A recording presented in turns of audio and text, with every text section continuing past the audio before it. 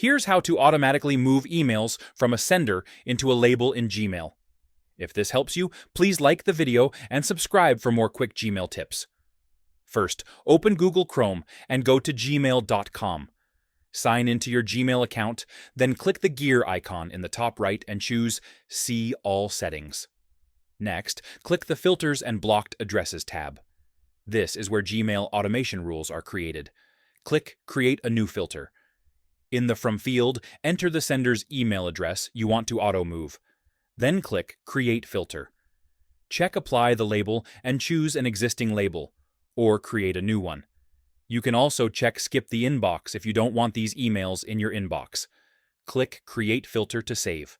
And that's it. Emails from this sender will now automatically move to that label. Subscribe for more simple Gmail tutorials.